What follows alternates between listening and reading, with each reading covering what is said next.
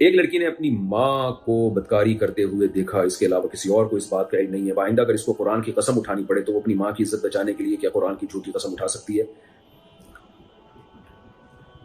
جھوٹی قسم اٹھانا حرام ہے، کبیرہ گناہ ہے۔ اس کا طریقہ یہی ہے، پہلی بات اپنی ماں کو اگر اس نے دیکھا ہے تو وہ اپنے باپ کو یہ بات بتائے، کسی اور کو نہ بتائے۔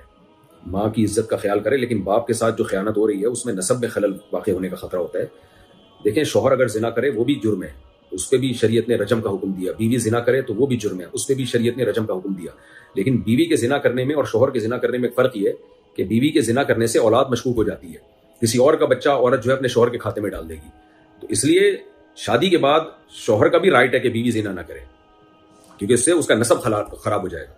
شوہر کے زنا کرنے سے گناہ تو ہوگا لیکن نسب خراب ہونے کا خطرہ نہیں ہوتا۔ تو یعنی بیوی کا نسب تھوڑی خراب ہوگا، ایسا تھوڑی ہوگا شوہر کسی اور کا بچہ بیوی کے کھاتے میں لا کے ڈال دے، لیکن بیوی زنا کرے گی تو کسی اور کا بچہ شوہر کے کھاتے میں ڈال سکتی ہے۔ تو ایسی صورت میں یہ آپ کو چاہیے کہ آپ پہلے اپنی ماں کو سمجھا دیں اکیلے میں کہ آپ یہ کام نہ کریں، ورنہ میں اپنے والد کو بتاؤں گی۔ اگر وہ چھوڑ دے تو اچھی بات ہے، بس پردہ ڈال دیں، کبھی کسی کو نہ بتائیں۔ لیکن اگر وہ پھر بھی کرے تو پھر اپنے والد کا حق یہ ہے کہ ان کو بتا دیا جائے، باقی کسی اور کو نہ بتایا جائے۔ شریعت نے گناہ پہ پردہ ڈالنے کا حکم دیا، کسی کے گناہ کو ظاہر کرنے کی ہمیں اجازت نہیں دی ہے۔ جب ایک اجنبی آدمی کے گناہ کو ظاہر کرنے کی اجازت نہیں ہے تو ماں کے گناہ کو ظاہر کرنا تو بہت بڑا جرم ہے۔ اس لیے قسم وسم نہ اٹھائیں، بس آپ بولیں بھائی میں ایسے گول گول بات کریں کہ مجھ سے یہ بات کیوں پوچھ رہے ہو، کیا میں خدا نخواستہ میری ماں زنا کر سکتی ہے، کیا آپ کیسی باتیں کر رہے ہو، میری ماں بہت اچھی ہے، اس طرح کی بات کر کے گول گول کر کے قسم اٹھا لیں۔ آپ جان چھڑائیں اپنی، لیکن ماں کو بدنام نہ کریں۔ ادیبہ عامر، اگر استاذ بچے کے اوپر سختی کریں تو کیا بچے پر سختی کرنا ان کے لیے جائز ہے، جبکہ بچے نے سبق وغیرہ صحیح سے یاد کیا ہو؟ صحیح سے یاد نہیں بھی کیا ہو تو بھی اس زمانے میں ہاتھ لگانا جائز نہیں ہے۔ قاری صاحب بچوں کے سر پہ بس ہاتھ رکھ کے پیار کر سکتے ہیں اور ہلکی سی زبان سے تنبیہ کر سکتے ہیں۔ اور یہ جو قاری لوگ کہتے ہیں نا کہ بچے سختی کے بغیر پڑھتے نہیں ہیں، یہ وہ قاری کہتے ہیں جو پٹ پٹا کے بڑے ہوئے ہوتے ہیں۔ نارمل جو انسان کا بچہ قاری ہوگا وہ کبھی بھی بچوں پہ سختی نہیں کرے گا، اس کو پتہ ہے بچے سختی کے بغیر پڑھ لیتے ہیں۔ میں تجربے سے یہ بات کہہ رہا ہوں، میں نے بہت سارے بچے پڑھائے ہیں، مجھے نہیں یاد پڑتا کہ میں نے کبھی کسی بچے کو سزا دی ہو۔ تو بچے پڑھتے تھے، بچے تو ایسے کھیل کود کے ہنس کے اور ان کو لطیفے سنائیں، ہنسی مذاق کریں، ایسے سر میں پڑھائیں، ان کو سب بچے شوق سے پڑھتے ہیں۔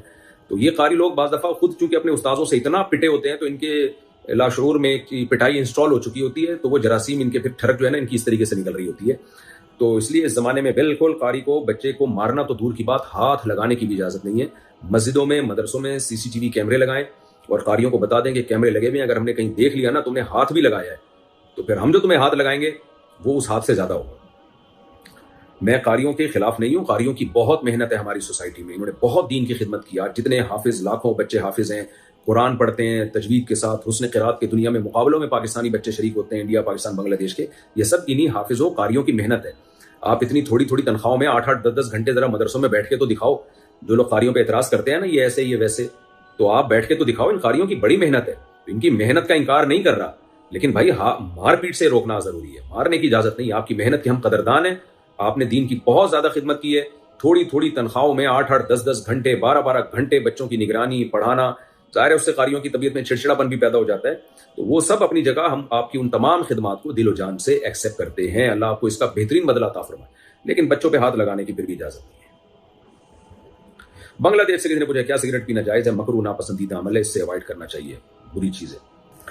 کیا اولاد کو جائیداد سے بے دخل کر سکتے ہیں؟ دیکھیں، بے دخل کرنے کے دو مطلب ہوتے ہیں، ایک تو یہ وصیت کرنا کہ میرے مرنے کے بعد میرے اس بچے کو وراثت میں حصہ نہ ملے، تو یہ وصیت شریعت میں اس کی کوئی حیثیت نہیں ہے، آپ کے مرنے کے بعد پھر بھی اس کو حصہ ملے گا۔ اور ایک بے دخل کرنے کا مطلب یہ ہوتا ہے کہ زندگی میں ہی اپنی جائیداد آپ نے سب بچوں میں ڈیوائڈ کر دی، ہینڈ اوور بھی کر دیا، قبضہ بھی دے دیا۔ قبضہ کیے بغیر ملکیت منتقل نہیں ہوتی اسلام میں، آپ نے قبضے میں بھی دے دی ان کو، اور اس میں ایک بچے کو آپ نے محروم کر دیا یا 2 بچوں کو محروم کر دیا، تو پھر اس میں دیکھا جائے گا کیوں محروم کر رہے ہیں۔ اگر اس لیے محروم کر رہے ہیں کہ وہ بہت بڑا نافرمان ہے، تھوڑے بہت نافرمان تو اونچ نیچ تو سب گھروں میں ہوتی ہے، لیکن بعض بہت بڑے نافرمان ہیں۔ بیٹی ہے، وہ آپ کی پرمیشن کے بغیر ایکٹریس بن گئی، شوبز کی دنیا میں چلی گئی، اب ظاہر ہے غیرت مند باپ تو کبھی برداشت نہیں کرے گا کہ اس کی بچی اپنے حسن و جمال کو پوری دنیا کے سامنے اس کی نمائش کرے، وہ غیرت مند مر جائے گا اس سے، اور اس کی آگے نسلیں تباہ ہو جائیں گی۔ تو یہاں باپ یہ کر سکتا ہے کہ بھئی میں اپنی ساری جائیداد دنیا میں زندگی میں تقسیم کر رہا ہوں، اس کو محروم کر رہا ہوں۔ بیٹا ہے، وہ نشے میں لگ گیا ہے اور باپ کی مانتا نہیں ہے، اور وہ جو ہے اطاعت نہیں کرتا باپ کی، بہت زیادہ اس کو ستاتا ہے، کوئی بات نہیں مانتا۔ بعض بچے تو کم بخت اور ماں باپ پہ ہاتھ بھی اٹھاتے ہیں، ایسی اللہ کی پناہ ہے۔ تو ایسے سخت نالائق بچے کو زندگی میں محروم کیا جا سکتا ہے. وہ محروم کرنے کا طریقہ یہی ہے کہ باقی جائیداد پھر ہینڈ اوور کر کے تقسیم کر دی جائے، یعنی تقسیم کر کے دوسرے بچوں کے حوالے کر دی جائے، پھر ایک کو آپ محروم کر سکتے ہیں. لیکن اس درجے کا نالائق ہو، چھوٹے موٹے نالائق تو ہر جگہ ہوتے ہیں، کوئی بچہ زیادہ فرما بردار ہوگا، کوئی کم فرما بردار ہوگا، تو پھر اولاد کو محروم کرنا یہ برا عمل ہے، ٹھیک عمل نہیں ہے. کوئی بہت زیادہ آپ کا باغی بن چکا ہے، اس کو محروم کیا جا سکتا ہے.